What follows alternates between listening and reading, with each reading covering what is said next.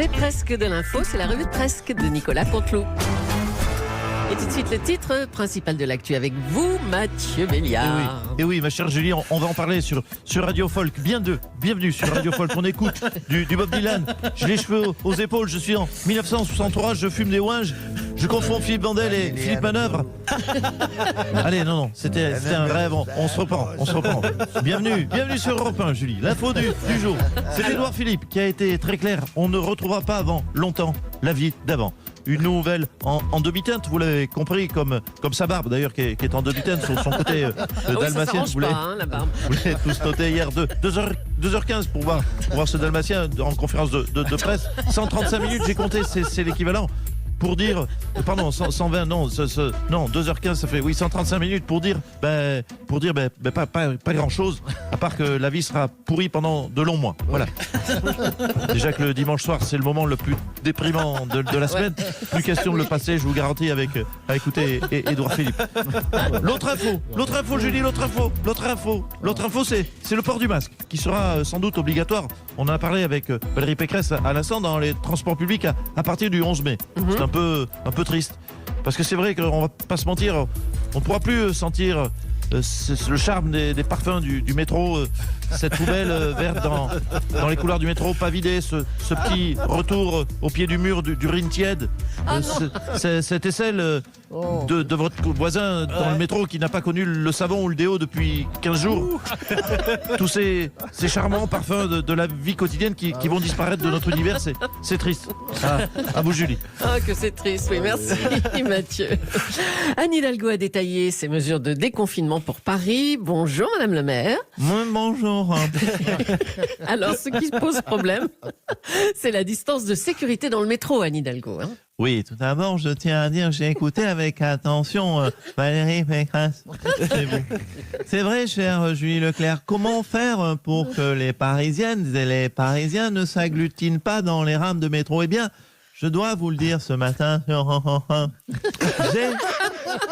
peut le refaire, ça?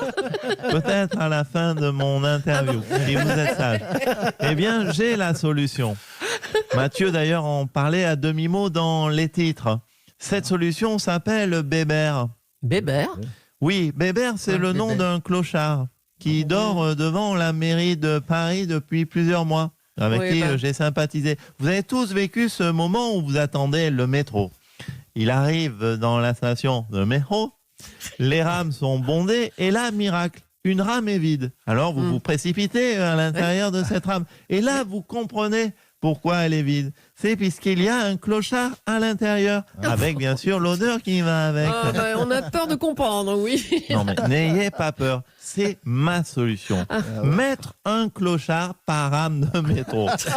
Et vous allez voir qu'elles seront beaucoup moins bondées le 11 mai.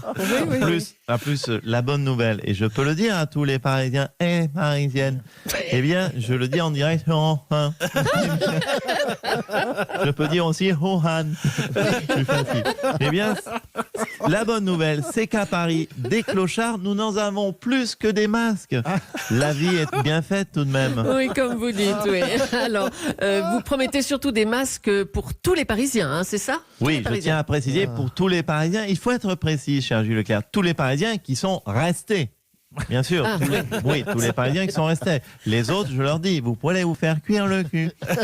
Voyez ça avec la mairie où vous êtes barrés, bande de lâches. La mairie de La Baule, de Deauville, de Biarritz, de l'île de Ré, ou la mairie de la Normandie en garage. Ça c'est pour qui ça? Allez, merci Anne Hidalgo. Mais moi j'habite là, l'année.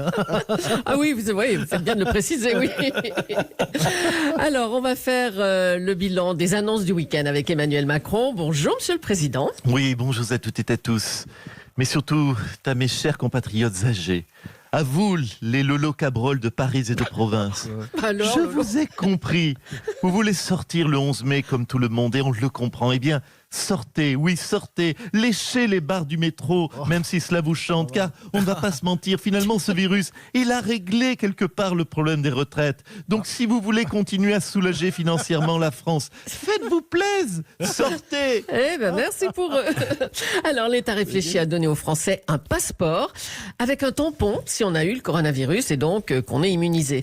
Et les policiers pourraient contrôler ce passeport dans les rues. Écoutez, je trouve que C'est une formidable idée. Le passeport à virus. Oh, dis donc. Ouais. Et en plus, ça donnera lieu à des jeux rigolos. Ah oui. Vous savez, on pourra faire comme les vrais passeports, on compare ses tampons.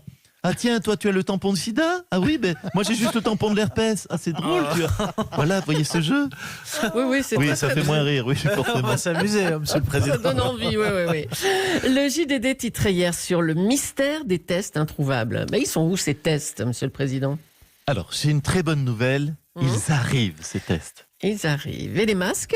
Alors là aussi, encore une bonne nouvelle. Ils arrivent, les masques. Et les surblouses pour les infirmières? Mais écoutez, puisque vous me posez la question, décidément, ça n'arrête pas les bonnes nouvelles. Elles arrivent. Tout est... En fait, on va tout vous dire. Quoi? Tout Ouais. est dans le même carton. D'accord, mais c'est super, toutes ces bonnes nouvelles. Hein. Mais dites-moi, ça arrive quand? Alors, écoutez, je vais vous dire... Pas la gêné, stricte là, vérité. La vérité, c'est Sibeth Ndiaye qui a tout commandé. Ce sera livré par Chronolost. Non, Chronolost et Chronopost. Oui, je sais, mais elle a commandé sur Chronolost. Voilà. Voilà. bon, Donc oui. c'est Ah bah, paumé, d'accord. mais on Oui. est en train de faire un suivi de courrier. Très bien, on comprend mieux. Merci, Monsieur le Président. Allez, on en vient maintenant à cette rumeur. Le Covid-19 aurait été créé par les Chinois, dans un laboratoire de Wuhan. Marine Le Pen, bonjour. Oui, bonjour madame. Et bonjour à toi, mon joli métis frisotté ce matin. Alors, on fume de la drogue dans son garage, de la bœuf, de la weed. Tu vois, je mets à l'heure des jeunes Dis donc, ouais. chenapans. On va le reprendre en main. J'aime bien votre côté, votre médecin là. Je l'aime, le médecin d'Europe 1. Je l'aime à moitié. J'aime bien son côté Jimmy. Ah, mais je suis moins fan de son côté Mohamed, n'est-ce pas? Pardon, disait quoi? Oui, alors, Oui. pardon. Oui, madame. Faudrait créer- enfin, oui, voilà, un instant l'invention du sérieux. Covid. Ouais. L'invention du Covid, n'est-ce pas, par les Chinois. Oui. Pourquoi parlez-vous de rumeurs? Alors, c'est évident, ce Covid-19, c'est de la faute des Chinois. Ah bon, vous êtes épidémiologiste? Non, vous je suis raciste, madame.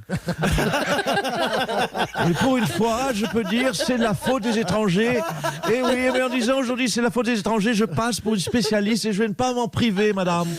Alors, écoutez ça, le Vietnam a 1000 km de frontières communes avec la Chine et il n'y a aucun mort au Vietnam, car ils ont fermé les frontières très vite. Et voilà, madame. Merci de rappeler que j'avais raison depuis le début, car je le dis depuis le début, je veux dire, mes premiers jours. Depuis 1968, n'est-ce pas? Je crois que les premiers mots que j'ai prononcés étaient « Il faut fermer les frontières ». J'étais déjà tout bébé, c'est vous dire. Ah bah oui, c'est vous dire. Depuis le Merci. début, j'ai raison. Oui, bah oui. Oui, mais il faut le Merci. dire. Oui, non, mais c'est bon, c'est dit, ça y est. Merci Marine Le Pen. Alors, on va revenir sur ce concert mondial organisé par Lady Gaga. On en a tous entendu parler, même si on l'a pas vu. Ça s'appelait Together at Home. Les Rolling Stones, Stevie Wonder, Paul McCartney, Elton John. Ils chantaient tous de chez eux. Je comprends pas. On n'appelle pas Patrick. Patrick Bruel, bonjour. Mais pourquoi vous auriez aimé y participer? Enfin, Julie, je suis le plus grand chanteur français de vivant tous les temps. Ah bon. Hein, tous les jours, je m'entraîne en faisant des lives depuis chez moi. Là, c'est la Coupe du Monde des chanteurs. Et je suis pas sélectionné. Eh ben non, pour la France. Moi, je suis le c'était plus grand Christine- chanteur français vivant de tous les temps. Tu m'entends? Oui, on a bien entendu. Oui, mais vous avez entendu aussi qu'il y avait quand même une Française. Il y avait Christine and the Queen. Non, mais franchement, s'il faut absolument être transgenre pour plaire à Lady Gaga, j'aurais pu mettre une jupe s'il fallait faire l'effort. C'est ça, oui. En plus, je m'étais préparé, j'avais traduit toutes mes chansons pour l'événement. Ah, J'en ai marre de cette nana-là. C'était I'm tired of cette nana-là. Dans ces rendez-vous dans 10 ans, on s'était mis un appointment in 10 years.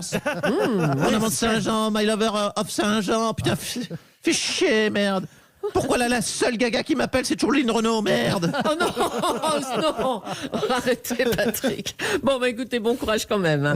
Allez, on parle toujours de ce concert incroyable. Elle sera contente, Lynn Renault. On Je revient vais donc, appeler donc encore un Qu'est-ce mot de qu'il a dit, mon Patrick? Il déraisonne. Calmez-vous, Lynn, c'était rien.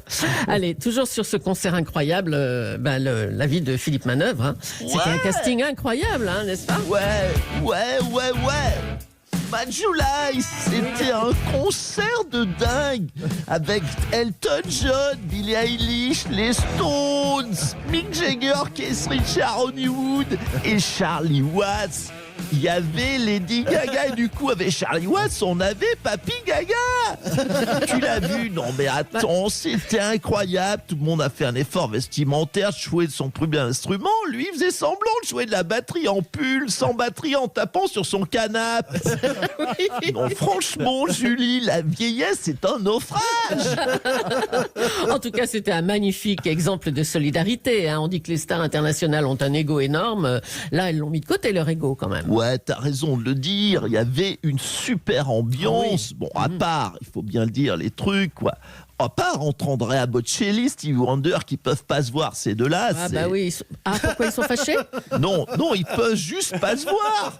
Ils sont non-voyants, Julie. J'aime bien quand on me fait dire des trucs complètement cons. Voilà, ils peuvent pas se voir tout court. Ils pourront jamais se voir. Waouh, ce matin, rock'n'roll de l'humour sur Europe 1. Waouh, c'est rock'n'roll. Ils sont fâchés, non? But if you try sometime, you just might find you get what you need.